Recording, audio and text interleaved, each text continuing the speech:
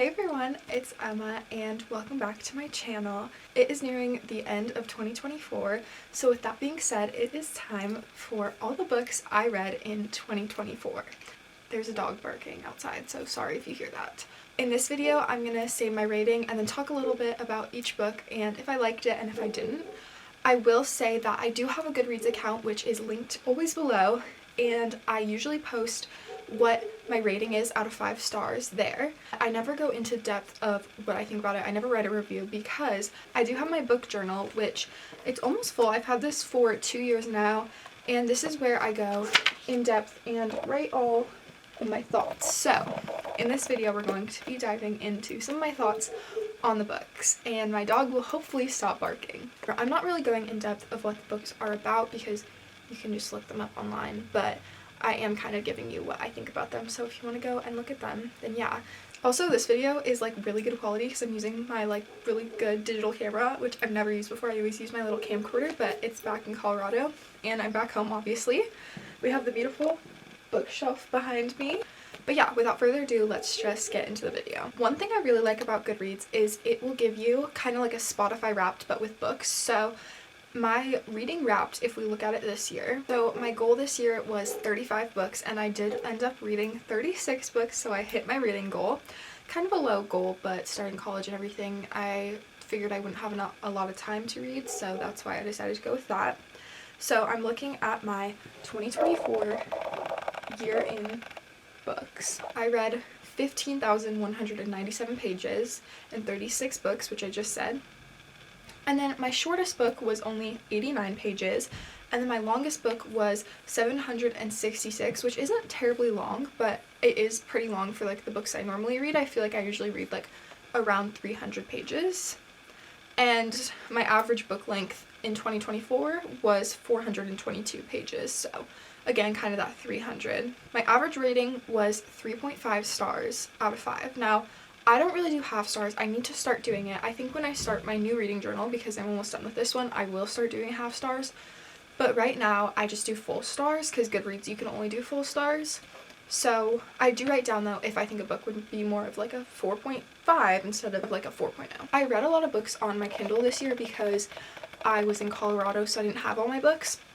So it's like gonna be weird because I don't really have that many like physical copies. So my first book I read in 2024 was The Graham Effect by Elle Kennedy. This is the same author of the Off-Campus series, and this book follows Garrett Graham and Hannah's daughter, and kind of goes into what it's like to grow up with a dad who's like a famous hockey player when she plays hockey. I gave this 3 out of 5 stars. I really liked how you could see all the characters from the Off-Campus series coming into play, coming back in the book, and I liked how you can see how similar Garrett and Gigi are. I feel like this book particularly had a plot line to it where a lot of sports romances is primarily smut, so I did like that. My 3 stars is kind of just like average. I rated it 3 because it was an okay book, but it wasn't anything groundbreaking and it wasn't that great, but it was a good way to start the year off. The second book I read was Where the Crawdads Sing by Delia Owens, and I had to read this for my AP Lit class, which honestly is a really good book to read for class. I rated this book 4 out of 5 stars. I really liked it. I did think though that sometimes it was confusing the way that the chapters switched between like the past and the present, because it was kind of hard to keep track, and the ending also felt really rushed and unfinished, and we had to do lit groups, like group discussions on the books we read in AP Lit, and I just feel like everybody kind of talked about how the ending, it just seemed like really abrupt. But I really did like this book, and this is a book that I would definitely recommend, especially for like the summertime. I read it in January, but this is definitely like you could bring this to the beach and read this book. Then I read The Importance of Being Earnest for my AP Lit class. You'll see a lot of the books in January and February, and even like April, I had to read for my AP Literature class senior year. But I rated this one 2 out of 5 stars. I forgot I read it actually until I was stalking my friend Soraya's Goodreads and I saw that it was her shortest book, and I was like, why is it my shortest book? I read that. And then I was like, I think I put it in like my book journal, let me look, and it wasn't there. So I like totally blanked that I read this book. But it's a play by Oscar Wilde, and it's really witty and it's funny, it's quick, and it's like a nice break to have in a class when you're reading books. But whoa. but it's nothing like special, and it's like kind of like like I wouldn't necessarily recommend it to you. I would recommend it for teachers to have kids read in their class because it's a nice break and we watch the play and stuff, but yeah, it is short and it's nice. Surprise, surprise, also for AP Lit, I read The Kite Runner by Khalid Hosseini, and first of all, look at this edition. If it will focus, she is stunning. My teacher actually came up to me and was like, where did you get this edition? It's gorgeous. I think I found this at a thrift store. I rated this book 3 stars. Look up trigger warnings if you're going to read this book because it has a ton. It's basically about Amir, who is from Afghanistan, and then he comes to America when the Taliban takes over, and it's kind of his journey, and he was best friends with like his servant, and kind of like finding peace with his inner self and adjusting to life in America. I literally, the second like line in my book journal is that this is the most depressing book I've ever read. Like, I had to listen to this on audiobook because it was a hard read, and I'm not one to listen to stuff on audiobook, but oh my god, I was listening to it on audiobook when I was getting ready for school, and my sister was like, Emma, what are you reading? Because it just talks about war in Afghanistan, and just like, you just feel for these people. I will say that the main character did make me mad at times. Amir is not a good person, and he does have character development throughout, but for a lot of the book, he's just a terrible person, and the way that he treats his friends is terrible. Again, the next book I had to read for AP Lit. This class, you had to read a lot of books, and at the beginning of the year, that's like all I was doing, but I read Emma by Jane Austen, and this is my copy. I hated this book. Like, even though my name is Emma, I hated this book. And I loved Pride and Prejudice. I rated Pride and Prejudice like 4 stars, and this one I rated 2. Because the main character is so insufferable. I hate Emma. And it's weird talking about her name Emma because I feel like I'm talking in third person. I did skim a lot of this book because I had to meet a deadline and I was like feeling rushed, but I just like, I don't know if it's because I had to read it for class, because Pride and Prejudice I didn't have to read for class, but yeah, I kind of feel like I need to reread this one next year because I just like didn't connect with the characters. Like Pride and Prejudice, I feel like I really connected with the characters and I really loved it, but this one just felt like Emma was just annoying. Like, and I know Clueless is based on this and I love Clueless, but I don't know. I just didn't love it. I also feel like the middle section of this book was so drawn out. They were at like a dance for like, I feel like 50 pages. Like this whole middle section here, like could be cut out. Like it doesn't add to the plot at all, and it's like so long and annoying. Okay, then we went into probably like my new all-time favorite series, the Boys of Tommen series, and oh my god, what to even say about this? I love this series with my whole heart. Like, I convinced my friend Soraya to read it, and she's reading it right now, and oh, I loved it so much. I did read a few books in between the series, so we're just gonna go in order. There will be some books thrown in the middle that I had to read for class and stuff, but starting off with Binding 13 by Chloe Walsh. 5 out of 5 stars. I loved this book. The characters, the like development of the characters, the way that you feel like you're in this universe. It's basically Johnny and Shannon, and Johnny's like a rugby player. Shannon comes from an abusive family. Definitely look up trigger warnings before reading this series because it has so many, and Chloe Walsh does a great job at diving into characters and having them have this like amazing personality and such depth. I feel like sometimes you read like a rom-com or something, or the characters have no depth to them, whereas like this series, like I felt like I knew the characters, and it's like so like amazing and beautifully written. It basically takes place in Ireland, and it's a found family trope. It follows a group of teenagers through their high school years and kind of how they find each other and how they meet each other at the time, and it's just so amazing. The chemistry in this book too between Johnny and Shannon is amazing, like so unmatched. And I will say it is annoying at times because Shannon is like, they call her tiny and small the whole time, but like that comes into play later, so like you just kind of have to ignore that to get to the point. I don't even know what to say about this book. It was 600 pages long and I finished it in 2 days, which I'm not a fast reader. Like obviously I read 35 books this year, but this book just like It's so amazing. Like, if you have not read it, like, you need to run and read this book because it is amazing. That takes us into the second book in the Boys of Tommen series, Keeping 13, which is another story about Johnny and Shannon. And this I also rated 5 stars because, again, so great. This book was really needed to complete Johnny and Shannon's story because the first book does end on a cliffhanger. I will say Keeping 13 is a lot more intense than Binding 13. Definitely look up trigger warnings. That goes for all these books. I know I keep saying that, but it's really important that you do.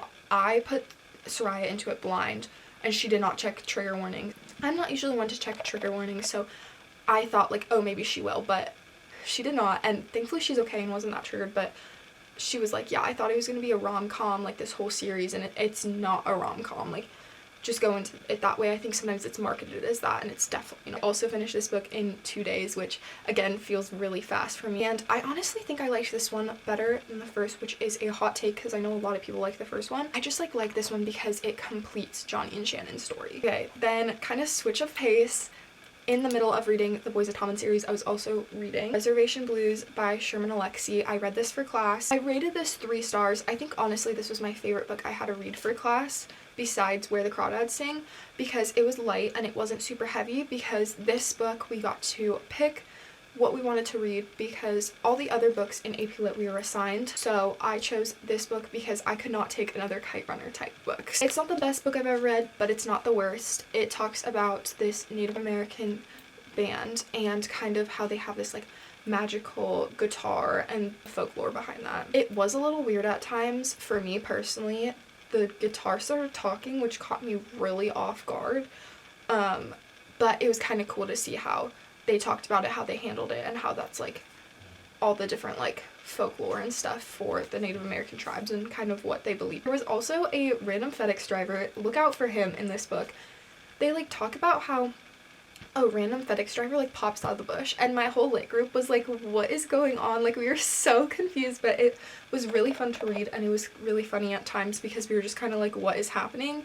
And honestly, I would really recommend it. I did rate it 3 stars. It's not my favorite, but it's about the Spokane Indian Reservation, which is where the author actually grew up on a reservation. So it's kind of cool to see how he connects his life to this story and kind of read the book through his lens. After that, I took a break from the Boys of Tommen series because the Dixon Rule, which was the second book to the Graham Effect, came out and I wanted to read it. I rated it 4 stars, which honestly, looking back, is kind of high. I feel like I maybe should have like rated it 3 stars, but I feel like whenever you rate a book, you go back and you think it's too high or too low. So the series after the off-campus series and Briar U series is called the Campus Diary series, where it follows their children. This one actually, I think I liked better than the Graham Effect. It followed one of the friends in the Graham Effect. What did throw me off though is that this book isn't about any of the original characters in the off-campus series, their kids. It's like the friends of their kids. So you still see the parents and stuff from the off-campus series, but not as much. But it was still good because I did love when they came in. It follows Shane and Diana, and they live in an apartment complex next to each other and their neighbors, and Diana cannot stand Shane. So it's kind of like enemies to lovers. Again, I like that there's an actual plot and not all smut. I feel like that adds a lot to a book. This has the fake dating trope, which I am a sucker for. I love it so much. And honestly, the characters in the apartment complex that both Diana and Shane live in are so funny. They just like add to the story. And so I think Elle Kennedy in this book has done a really good job like building a universe around these characters, implementing new characters and like new faces, as well as bringing back old ones. It was a fast read and it did have me like giggling and kicking my feet, so that's always a good thing. Then after reading both of the Campus Diaries books, I realized that I never finished the Briar U series. I kind of DNF'd one of them, and then I decided to go back to it because they were talking about characters and I didn't really like have a good understanding about them. So I went back and I read the play by Elle Kennedy, which I rated 3 out of 5 stars. I don't love the Briar U series. This book is about Demi and Hunter. There definitely should have been a trigger warning in this.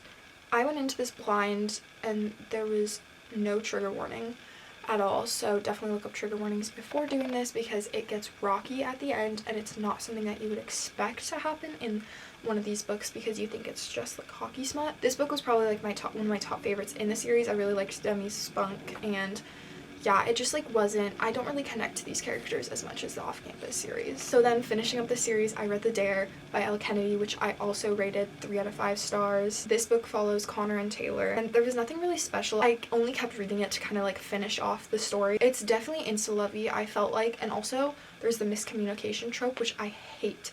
I hate the miscommunication trope, the pregnancy trope, the cheating trope, any of those, get them out of here. I don't want to see them. It's like I wrote in my book journal here, like, there was just something off about this book. Like, I don't know what to say, but like I just like didn't love it as much as the other. Anyways, now we're back to the Boys of Tommen series with one of my favorites, Saving Six, and this one follows Joey, and I can never say her name for the life of me. I always want to say Effie, like from Hunger Games, but that's not how you say it. Oifi? Yeah. Okay, put the name up on the screen, guys. We're gonna look up how to pronounce his name because I never freaking know. And Soraya always gets on my case about it because when I was reading the book, I just called her Effie, like Hunger Games. Okay. Aoife. It's Aoife. Aoife. Okay, that's how you say it. Aoife. Joey and Aoife. It's spelled Aofie, and that's Aoife. These, like, Irish names, like, I'm Irish, I cannot pronounce, like, for the life of me. But Joey and Aoife, love them. I love Aoife. She's my favorite character in all the Boys of Tommen books because she's such, like, a badass. Like, I love her. She's so cool. I want to be her, except... Oh, wait, that's a spoiler. Except what happens to her. I don't want to be her then. And Joey is Shannon's brother, so you get a deeper dive into the family dynamic in Shannon's family and also kind of Joey's point of view because Joey's the older brother and he takes care of the kids. He's kind of the father figure in the house. So it's really interesting to see. Joey's books are so sad. I never cry when I read, ever. I swear I'm not cold-hearted. I just, like, can never cry when I read, and I literally bawled reading these because they're so sad. Again, check trigger warnings before reading. That's any books in the Boys of Tommen series just because they're so prominent. This was definitely a heavy book, but it was worth the read. And then we go into Joey's second book, Redeeming Six, which, again, 5 stars. Chloe Walsh does such an amazing job with these characters. And I just, like, feel like they're real people. Like, if you, like, I just cannot believe that. Like, Joey and Aoife and Shannon and Johnny aren't real because she makes them feel so real. I definitely liked Redeeming Six better than Saving Six. I cried so much during this book, though. Like, ugh, I love this book. I need to get this book series in paperback because I just read it on my Kindle, but, like, I need the physical copies. Like, okay. Listen to this quote from this book. It is so amazing. I wasn't sure about soulmates, but if they existed, then my nephew's parents were a prime example. Joey Lynch and Aoife Malloy, both full of flaws and humanly imperfect, and yet so undeniably perfect for each other. Like, come on. That's, like, so beautifully written. Like, I just, like, love these so much. Like, please read, at least for Joey's books. Like, they're so good. Soraya did not want to read Joey's books because she was like, I just don't like him as much. Like, I'm not going to read them. Like, no, you need to read Joey's books because, in my opinion, Joey's books are the best out of the series. It makes the first 2 make more sense, and it just, like, ugh, like, it's so good. And then I made her read them, and she was like, yeah, they're really good. Like, I love Joey. And I'm like, yeah, I told you so. Okay, and then this series is still continuing on, The Boys of Tommen. But the last one that was just released was Taming Seven, which is Gibbsy and Claire's story. And I think there's only 1 story on theirs. This one I rated 5 stars, but I kind of wish I rated it 4 stars or like 4.5. It wasn't my favorite. Gibbsy's not my favorite character. I think he's funny, but I don't know. He's not my favorite, but it was interesting to see his backstory. Again, this one is really sad. Trigger warnings. I feel like we need to account for how many times I say trigger warnings talking about the Boys of Tommen series because it's like crazy how many trigger warnings there are. Yeah, like, I'm not joking, like, look them up. I think it was harder for me to read because I was triggered. I didn't go into it looking at trigger warnings. I never do. I need to work on that. But really, like, when I say look up trigger warnings as somebody who has suffered with that, definitely look them up because they're just really heavy books and I don't want that to affect anybody because I was okay, but I don't want somebody else to get triggered and not be okay from it. Lizzie is so freaking annoying in this book. The things she says to Gibbsy are absolutely terrible, and I'm a Lizzie defender. Like, she's been through a lot. I'm talking about them like they're real characters. This character has been through a lot in this book, and like, I'm like, her book is gonna destroy me, but she just said really awful things to Gibbsy, so it was just hard to read. Although this book wasn't my favorite out of all of them, it was nice to see Claire and Gibbsie's relationship because all the other characters talk about them all the time in the books, so it's kind of nice. So then I read Seven Sleepless Nights by Chloe Walsh because it's like a novella, and I heard that there was a story about Johnny and Shannon in it. No, this is a 1 star, okay? Don't waste your time, don't read it. It's terrible. I read the whole thing. I didn't need to. There was characters that were in Chloe Walsh's other books, and like it was all smut. Honestly, like I don't even think you need to read it for the extra story for Boys of Tom, and if you want to, you can, but you can also just like look it up on TikTok or on the internet, because I literally wrote here in my book journal, it is pure smut. Like every chapter is just smut after smut. Yeah, that's it. Like, and also, like, no need to read the whole thing because, like, there's characters I don't even know about. The next book I read was Magnolia Park's Into the Dark by Jessa Hastings, and this was the last one, I think, of Magnolia and BJ's books in the series. It's the 5th book in the Magnolia Parks universe, and I love the Magnolia Parks universe. It drives me crazy sometimes because they're so, like, it's so Gossip Girl coded, and it's, like, they hate each other, and then they love each other, and then they hate each other, and then they love each other, but they're fun reads, they're fast reads, and I mean, they're like my guilty pleasure series. Magnolia, though, makes me so mad. Like, I don't know what it, like, she's bratty and she's rich, and I hate that. Like, she just, like, makes me really mad, and so, like, I really prefer Daisy's books over Magnolia's because I just cannot stand Magnolia personally, and, like, I don't know. She just makes me really mad, but it's still 3 stars. It's an average book. I wouldn't, like, be like, oh my god, this is the best book ever. And I'm glad that Magnolia's story kind of came to a close, but I'm excited for Daisy's story to come to a close and to hear more about her. The next book I read was Malibu Rising by Taylor Jenkins Reid, and I rated it 4 out of 5 stars. I would have rated it 4.5 out of 5 if I did half stars because I absolutely loved this book. This book was so nostalgic for me because I have grown up 40 minutes from Malibu. I used to go to Malibu all the time during the summer when I was younger, and it talks about places I know, like driving along with PCH and going to Zuma Beach, which Zuma Beach is literally the beach in Malibu. And like, there was a quote in here: so much of Malibu was restricted beach access, but Zuma, that wide stretch of fine sand and unobstructed coast against PCH, was for everyone. On a day like this, it attracted families from all over Los Angeles trying to squeeze in one last memorable day out of summer vacation. Which, this is like the most true statement. I literally had to highlight it.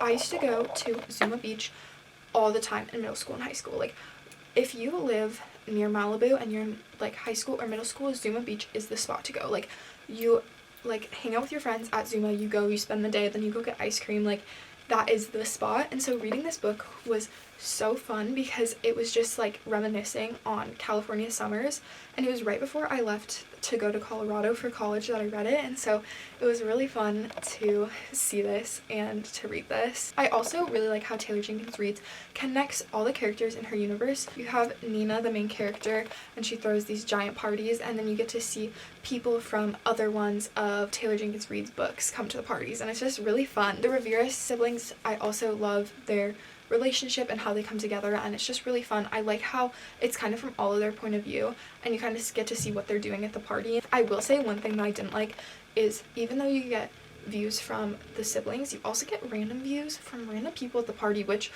I know Taylor Jenkins Reid has a purpose for it, and a lot of them probably are in other books, but I just like, I don't know.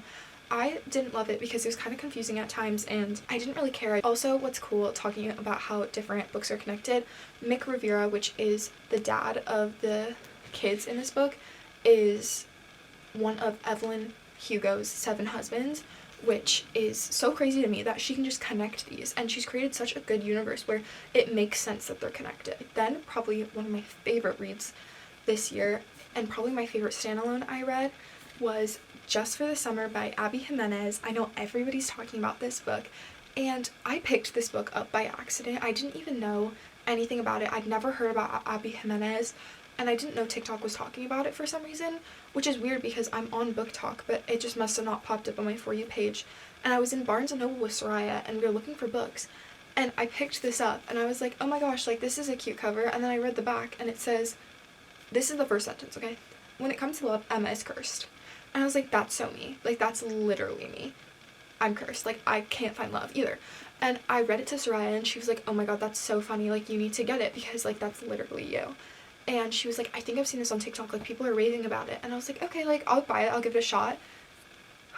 So freaking good, 5 out of 5 stars.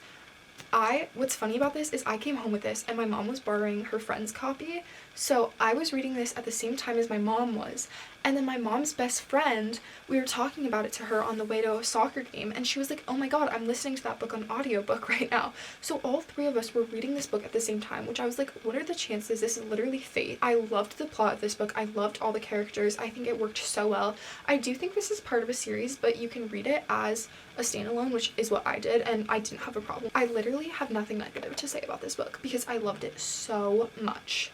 And like, you need to read this book. It's the perfect summer read, even if you read it in the winter. Like, it's so good. There are trigger warnings throughout it, but one thing I really love that Abby Jimenez did is she puts a list of the different trigger warnings at the beginning of the book right there.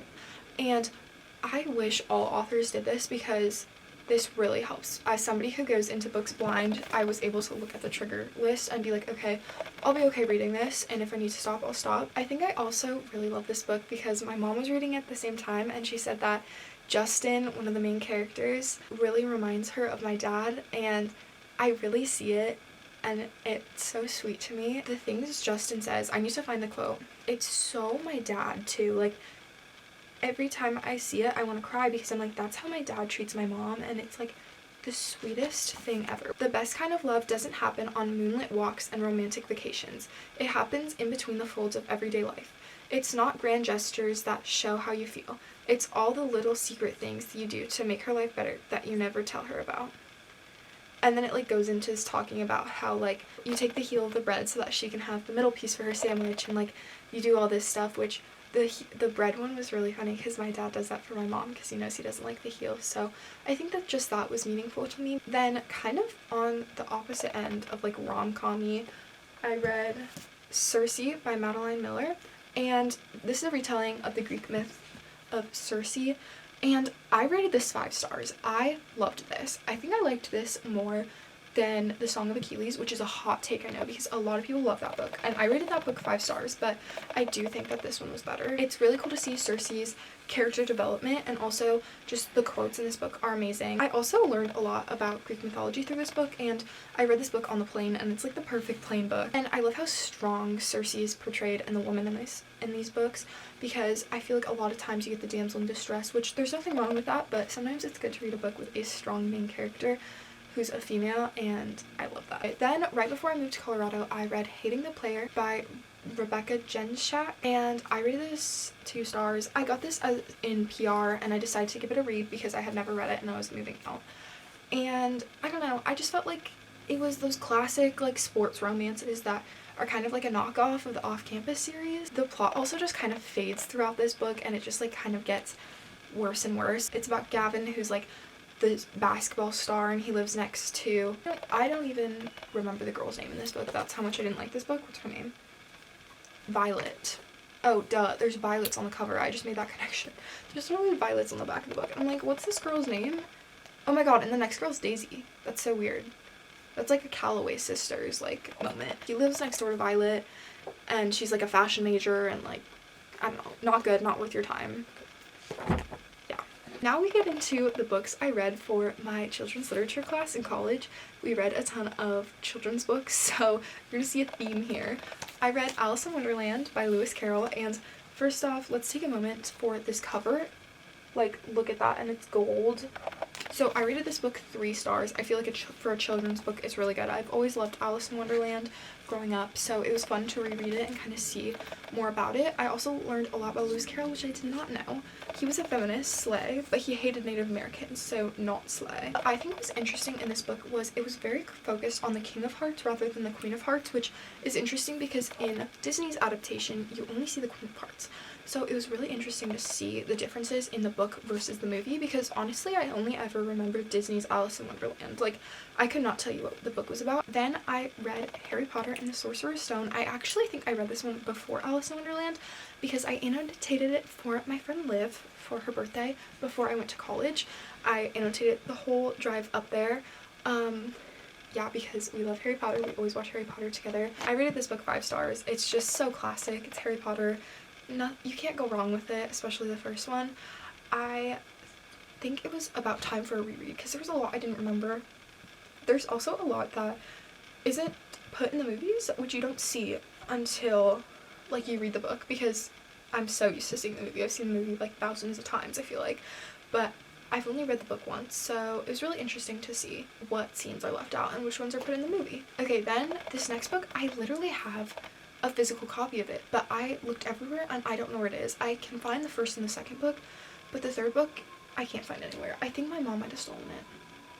Just kidding. Sometimes I let her borrow my books and then they disappear. It's probably somewhere around the house, but it's not on my bookshelf. It's not in her room from where I can see. So, but this book was As Good as Dead by Holly Jackson. I rated it 5 stars. This was a reread, and I reread it because I was in a slump, and it's the last book in the Good Girl's Guide to Murder series. I think I talked about this book in my last reading wrap up for the year last year for 2023.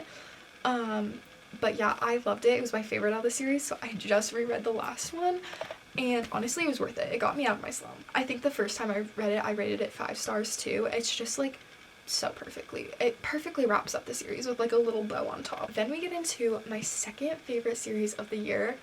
I don't know why it's taking me so long to read this series, but I read the ACOTAR series, A Court of Thorns and Roses, and this was really popular during 2020 book talk, and I never got around to it. I just like, it seemed intimidating. I wasn't really into fantasy at the time, but my roommate Sophia, it's her favorite all-time series. So when we were in Colorado, I was like, okay, I think I'm gonna read the ACOTAR series. Like, what do you think? And she was like, Emma, you need to read it. She kept pestering me, pestering. And honestly, that's what I needed, because I'm so glad I read this series. It is so, so, so good. If you're looking to get into fantasy, this is definitely a series to do it. And honestly, there's not that much smut. Like, people talk about A Court of Thorns and Roses and say there's a lot of smut.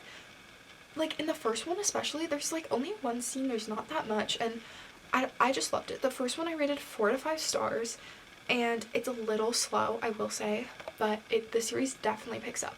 So you just gotta make it through the first book, and then once you're through the first book, you're flying. I was reading it and I was like to Sophia, it reminds me of Beauty and the Beast, and she was like, Emma, it literally is a Beauty and the Beast retelling, but it also reminds me of Hades and Persephone's, the Greek myth, and I just love it so much.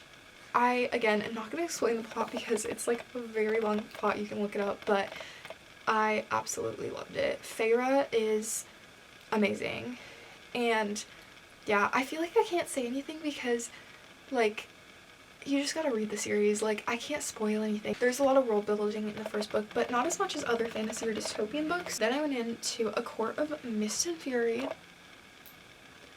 Best book in the series by far.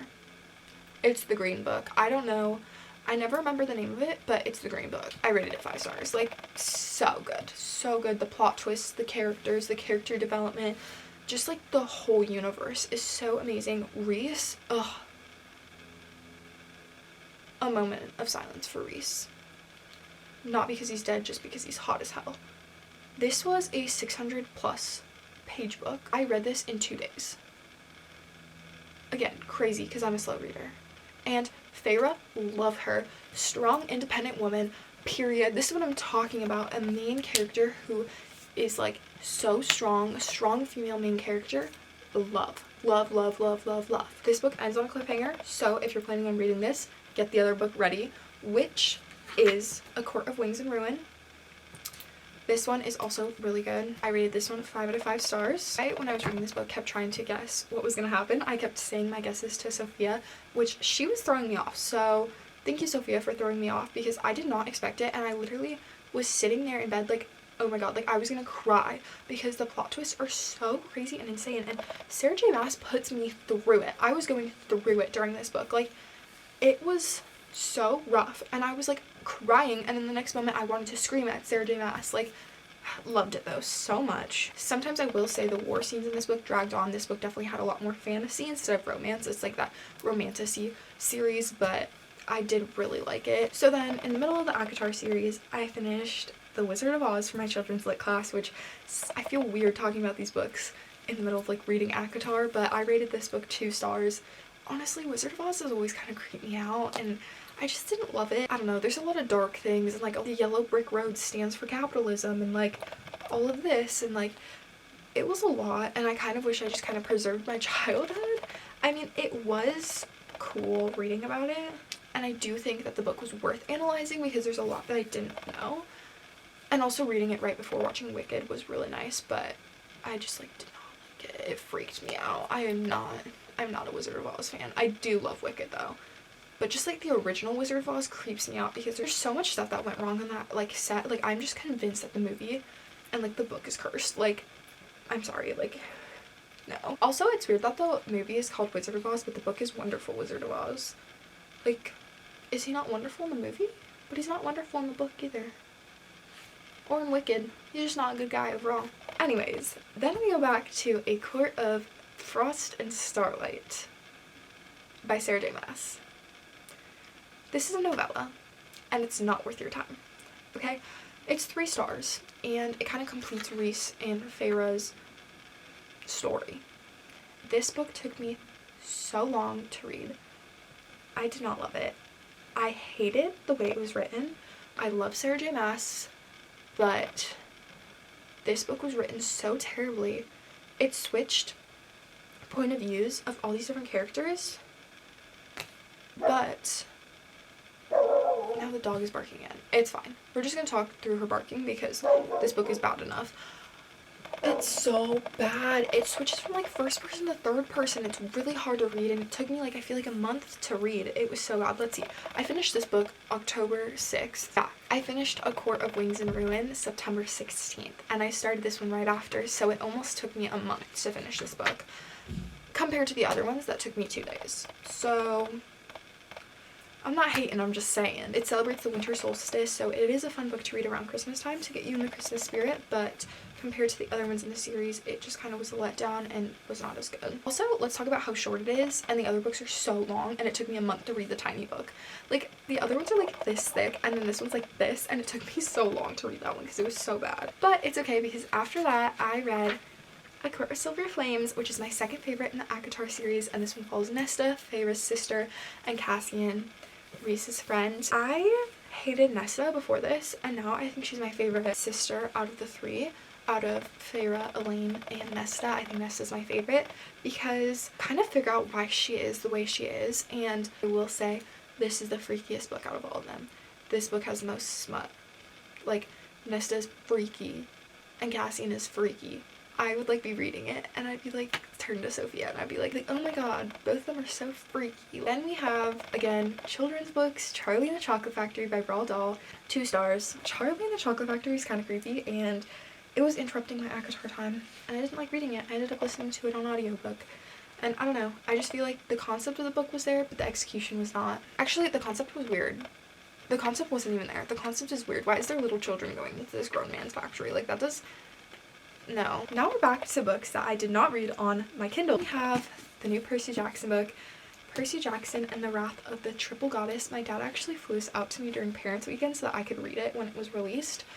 And I rated this 3 stars, and I really liked it, but I do feel like it fell flat compared to the other Percy Jackson books and the first book in this, like, spin-off. I guess it's not a spin-off series, it's just, like, a continuation, but oh, it is kind of a spin-off series. This is the Senior Year Adventures. It was also weird reading this book, like, when I'm not a senior anymore and when I'm not in high school, because the first book I read when I was a senior, going through the, like, choosing a college, and, like, now I'm, like, in college, and he's, like, trying to get recommendation letters, and, like, been there, done that. Like, I do also feel that the banter between Annabeth and Percy, which I love so much, also fell flat. Like, I just feel like this book was just, like, there was no need for it. This whole, like, spin-off series, I feel like there was no need for it because I'm okay with how the Percy Jackson series ended and, like, the Heroes of Olympus series. They don't need anything more. Like, maybe a short little story, but I don't know. I just feel like I feel like these characters have stopped developing. I feel like I love Rick Riordan, but I feel like he's developed these characters to a point that he can't develop them anymore, and it's really hard to read these books when I loved them when I was a kid, and now I'm reading them and they're just, like, not as good, and I think that's really hard for me. But it was still nostalgic and still good, which is why it was 3 stars. I literally wrote in my book journal I got 1 extra star because it is a Percy Jackson book, otherwise it would have gotten 2. And that basically sums it up. Then I read a book that has been on my TBR for so freaking long, and I'm really glad I finally decided to read it. And it was very difficult to get through. It took me a really long time, and that is The Secret History by Donna Tartt. And this book is basically dark academia. I read it in fall in Colorado, and I think I started it after Thanksgiving break, and I didn't finish it until I went back for Christmas break, so that's like 2 weeks. And I did love this book. You can tell it's beat up. It was my airplane read. It was really hard to read and get through because it reads like a modern classic, and it has been put in the category of a modern classic. But I will say the quotes in this book, stunning. The vibe, the aesthetic, beautiful. Love it. Definitely read it during fall if you're going to read it. Beginning, I couldn't put it down. I loved it so much. I was reading it every single night. The middle was so long. I felt like the middle dragged on and it was really hard to read. And then the ending is so fast and you can't put it down. Like, this book, I read the beginning so fast. It probably sat on my nightstand for like a week and a half. And then I read the ending on the plane, like probably like this much on the plane. And I read it so fast. Like, I was like, so fast. Also, I just felt smart when I was reading this because it just like looks smart. Like, let me read this book. It's dark academia. In my last vlog, I was actually reading this book and I talked about how it reminded me of a mix between the Dead Poets Society and A Picture of Dorian Gray, and I stand by that. It's still good. And I did rave about it in my last vlog, and I do love it still. I would still rave about it, but it's not my favorite because it's not the easiest to read. But if you like books like this, then this is definitely for you. Give it a shot. But yeah, it was average. I would have given it 4 stars, but it was just hard for me to read and hard for me to get through. And I also read it during finals week, which was not my best choice. I should have read it like over winter break instead, but I definitely wanted to read it in like fall. Okay, then I reread Harry Potter and the Chamber of Secrets because I annotated this for Liv for Christmas. I think I still have the copy, but I don't know where it is, so we're just gonna put a picture up here. But I rated this 3 stars. Honestly, I'm surprised I rated it so low because I love the movie. The Harry Potter and the Chamber of Secrets is like one of my favorite Harry Potter movies, and so it's kind of weird I rated it low, but I think I was just busy with like Christmas shopping and stuff, so I didn't get a time to like really read it, and also it was just kind of like a burden to read it because I was like trying to get it done, which I hate when books become a burden to read like that. Then it's not fun. Like, the whole point of reading is to have fun. It was nice to reread just to see again scenes that weren't in the movie the first time. But what really surprised me too is like the battle scene in the Chamber of Secrets where Harry is fighting the basilisk is so drawn out in the movie. So I expected it to be a giant chunk of the book because in the movie he's like fighting him and it's like this huge thing.